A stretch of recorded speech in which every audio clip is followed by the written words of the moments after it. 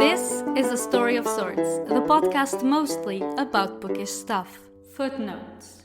Hello everyone and welcome to another Footnotes episode, another bonus episode. I am Karina Pereira, as usual, your host here, and today we are going to get straight into it and talk about the books that I have read in May. So today is actually a very special day, I feel, because I just got vaccinated this morning. It's just and only the first dose. I am getting my second dose on the 30th of July. Actually, by the time you get to listen to this episode, I will have been vaccinated for a few days already. I am happy to say that so far in the day, and I've been there to get vaccinated in the morning, and so far I don't have any complaints. My arm is only a little bit stiff, even though, to be honest, I played a lot of air guitar because I've seen it on TikTok that it helps just kind of go around with your arm very, very fast. But besides that, I'm really feeling great, and let's see how it goes with the second dose. So if it goes as well as this one, I will have no trouble with the vaccination, but it's a bit too early to speak. I'm just really happy to have the chance to be vaccinated so that I can, protect others and to feel more protected as well. But let's talk about books. Let's talk about the books that I've read in May. It seems at the same time that things have been going, like every month seems to go super fast, and at the same time seems to be so long that everything seems to have happened so long ago. Even though, it's been a month since I finished all these books, and I was looking at the list today to talk about them. And it's like, wow, did I really just read this last month? Because it seems like it's been a year or something. But anyway, let's get started. The first book that I've read in May was The Guest List by Lucy Foley. Actually, this was an audiobook, and I've seen a lot of people talking about it on the thriller side of Instagram and of book accounts as a really good read. And I must say, I also agree. I think it was very well written, but also very well plotted. And I know that, some of the troubles with the main characters or the characters that talk in the book, because each chapter is a new person talking, are, just regular everyday problems. Some problems are really complicated. And throughout the story, I was trying to guess who the killer was, because obviously there is a murder. And I was wrong. I was right about a lot of things. I think I guessed early enough who was going to be killed, but I did not know that that was going to be the assassin. And I really, really enjoyed it. This takes place in this fake made-up island in Ireland. And the build-up of the story is just super interesting, especially the sphere that it creates. Because it's like, okay, is this island in Ireland? It's cold and dark and misty. I just really loved the environment that the book managed to create. So this was a 5-star for me. The second book was actually from an author that has been on the show. Her episode went out on the 8th of June, which was actually the release date for the book that I'm going to talk about, which is called Spun. I am not, and I keep repeating myself because I think it is important to say, I am not a fantasy reader. I like sci-fi, but when it's dystopic. If it's something that has to do with space or technology, really science, I do not like it. Fantasy, I, for some reason, don't really enjoy the world building. I like urban fantasy because it takes place in this world. So I already know where the world is and how the world works, but for some reason fantasy and the world building of fantasy just doesn't appeal to me. But Spun was really well written, and I don't say this just because Brandie came to the show. Actually, I remember when I started reading the E-arc, I was a bit worried because, like I said, it's not a genre that I like reading. But I started reading and I was like, wow, for fantasy, this is really nice. This is really good because I just wanted to know what happened with the characters, and I was interested, even though, as I said, the whole world building doesn't really attract me very much.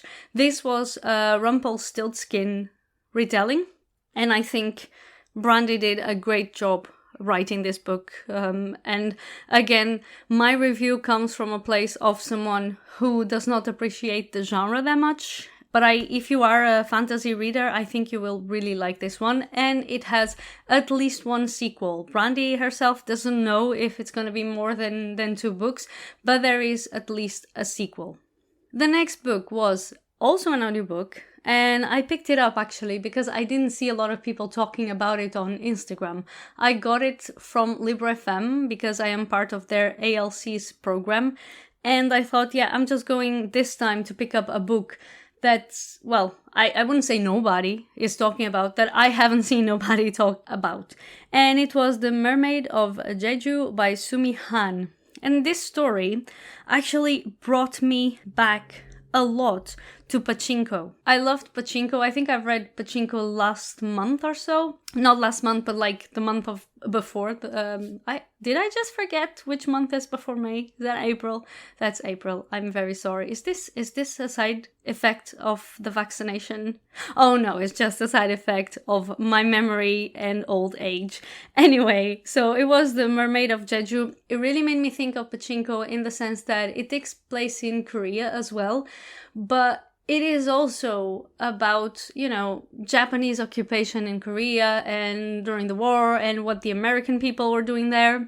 So this is a story about one woman, and she ends up immigrating to America. So the story basically starts off with her in America, and then you kind of see how she grew up. And what really got my attention when I picked up the book was the fact that it was about these people that lived by the sea, and they survived from the sea, and they were great divers because that's how they got their food. And the whole story is it's also a love story, and I really, really enjoyed it. Like, not as much as Pachinko, because I think it's less intricate than Pachinko, but the characters were they felt so real. And I got so attached to them and to see how they were going to survive certain situations. It was a short book as well. It was really well written. The next book was a graphic novel, which I haven't read in a while, even though I really like graphic novels. And it was Irena, Book 2, Children of the Ghetto, by John David Morvan. Actually, this was written by more people. This is just the main person. And basically, this book talks about Irena Sendlerova. I hope I'm pronouncing that well. Irena Sendlerova. I think that's how you pronounce it. And she was a social worker in the Warsaw Ghetto in the early 1940s. So she saved a lot of Jewish children from the ghetto. And at the moment, there are, I think, 3 books. I had picked up the first book 2 years ago, because I saw it at a bookstore that actually sells mostly comics and graphic novels and stuff. It's called Jendor in Rotterdam.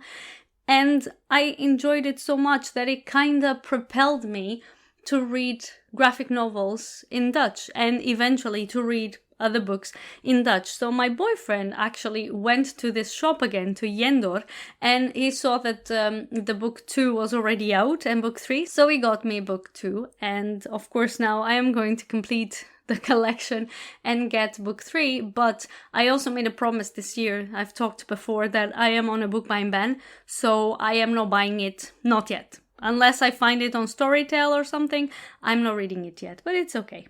I think the books can be read. I mean, maybe the second one needs, the first one, because the first one is really the beginning of the story.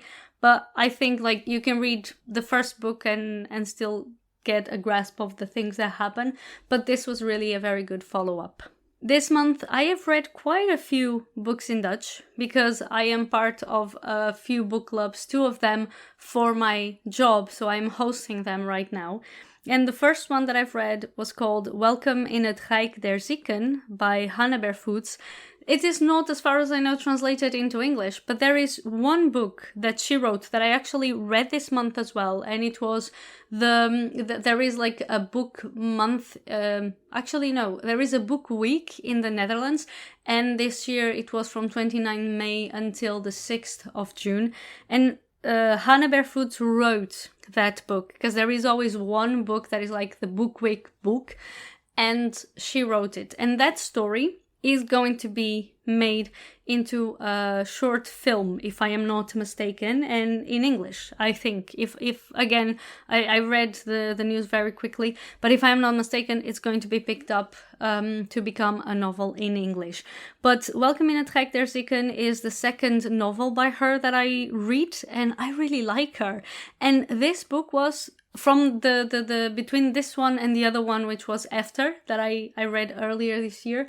This one was my favorite. She manages to talk about chronic illness. She herself has a chronic illness, so this comes also from personal experience.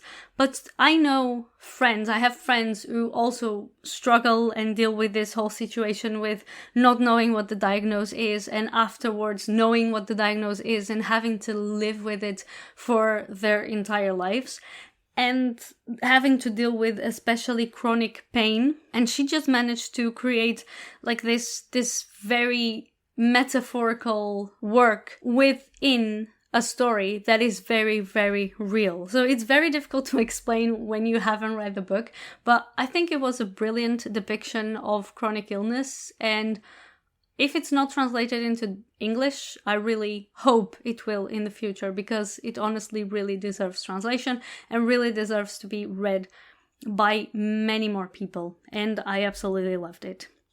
The other book that I've read was also about sickness, because the theme for last month's book club that I host, and it's called Educate Yourself. So we always try to pick, books about racism and feminism and fatphobia, everything related to social justice. And last week we actually read Disability and Sickness.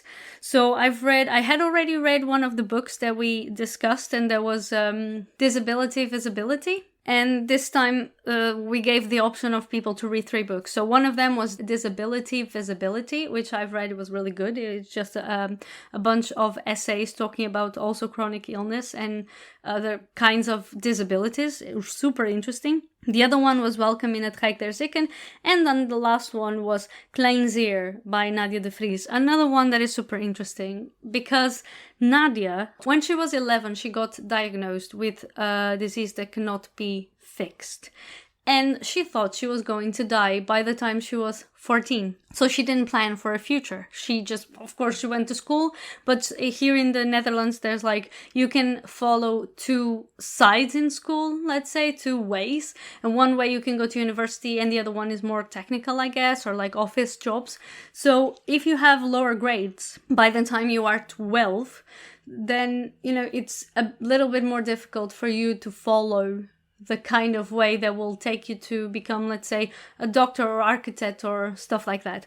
So basically, she did not prepare for a future. She didn't have to think about what she wanted to become or what she was going to do beyond her 14th anniversary, because she did not expect to live that long. And then she becomes 14, and then basically she just suddenly becomes healed. She doesn't have the disease anymore.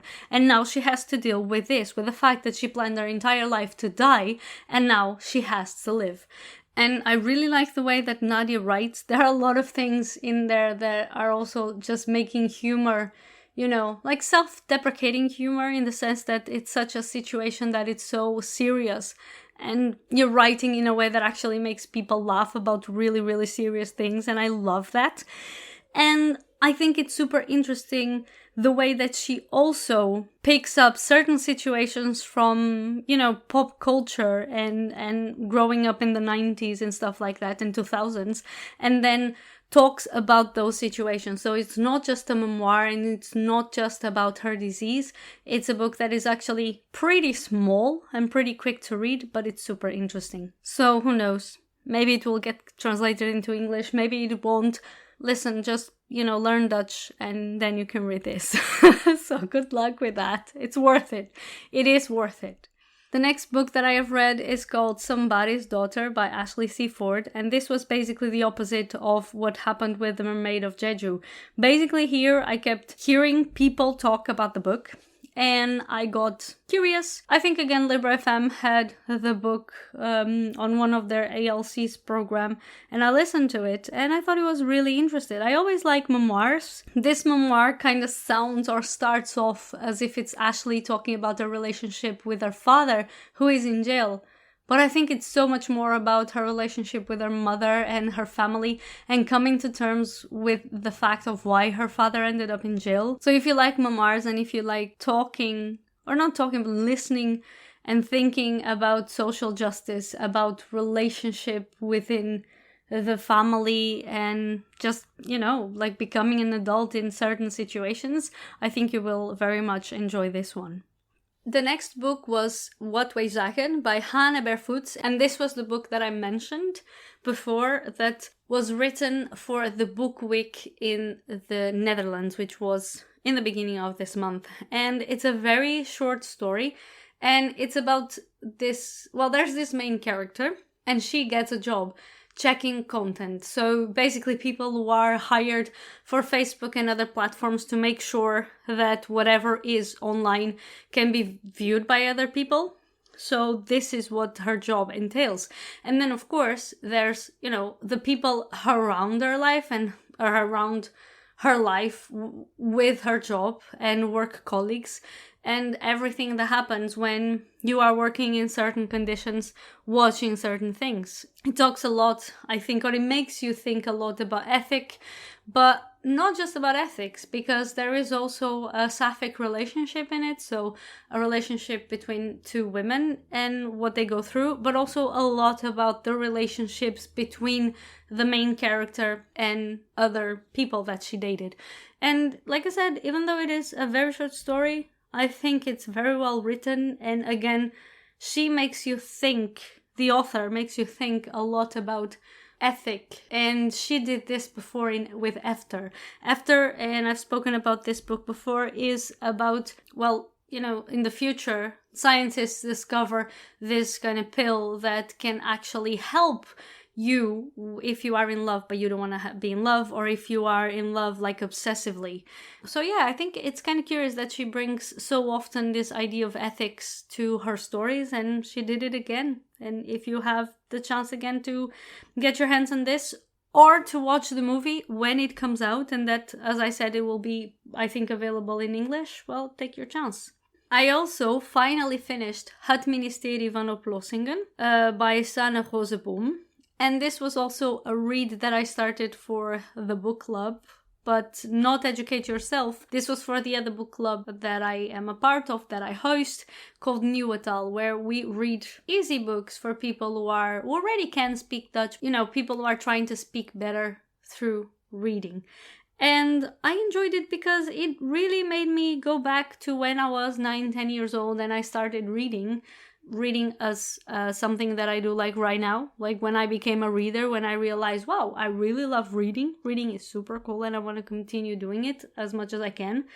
And I started with adventure stories. And this is also Het Ministerie van Oplossingen, basically is the Ministry of, not resolving, but yeah, like the Ministry of resolving stuff.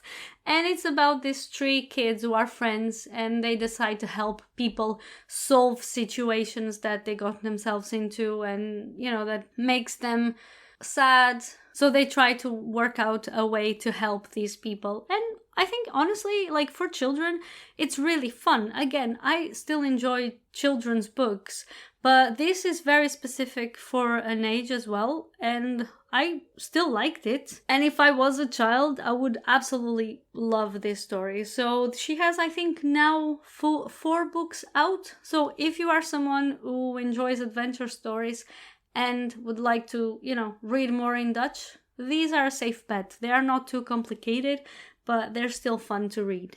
The last book of the month was Lost Children Archive by Valeria Luiselli. I've read this book. Actually, I've listened to it as an audiobook after I found out that the author had won an award. And it's honestly, I had a conversation with someone on Instagram, with a friend on Instagram, about how it's the kind of story that even though you don't know very well what to say about it, it just kind of lingers. And it lingers because the story is more than a story. It is also a feeling. Because in the end, the story talks about a lot of things. This is about a family. They are like, there's a mother, a father, and 2 kids, but they're not, basically the man is the father of the boy, and the mother is the mother of the girl. And then they got together, and of course they are a family now. And they record stuff with sounds, like their work is to record sounds, like a sound archive. But there's also this story about a neighbor, because if I'm not mistaken, they live in New York and they are going to cross the United States to Texas to go to a specific native place that the guy wants to search and to record sounds around it. But there is this neighbor whose kids, 2 daughters, traveled from Mexico to the United States and tried to cross the border, but they kind of got caught up in a detention center. So the main character of the story is trying to help her, ex-neighbor to find the kids, to see where the kids are. But the thing is, and then there's another story, which is also the story of native people in America and how basically their space and their land was taken over. And then there's a lot of stories within this story, in the sense that she actually touches a lot of subjects. But one thing that was, I think, a bit frustrating, and that's why I gave it a 4-star instead of 5, is that she doesn't really go deep into any of those stories. So basically she touches the surface of a lot of things without exploring it too much. And there is still a lot of mysteries that didn't get solved. Another thing that, again, set it back to the 4 stars was that there was a lot of reading from, for example, books by Susan Sontag.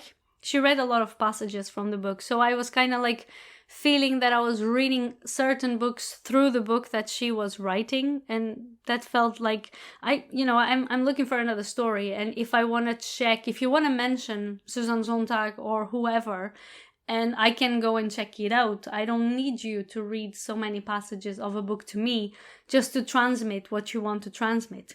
But I still enjoy the story a lot. I loved the way that also there's like 3 people telling the story, but one of them is like the main teller of the story, the main storyteller. And then there's like the kids also speak a little bit at the end. And there is one point in which the 2 point of views intertwine, and that was super interesting to see, especially because I do think, I don't have kids, I think she really nailed the way that kids behave and the way that kids think and the relationship between the brother and the sister.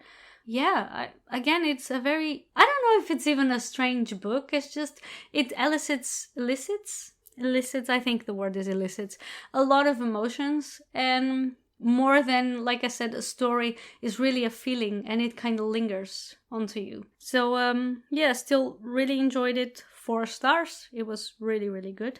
And that's it for this month. I think I've read what was that, 7 books or something? I didn't really tell, but it was a great reading month, I think. I read a lot of good stories. I made a lot of progress when it comes to Dutch.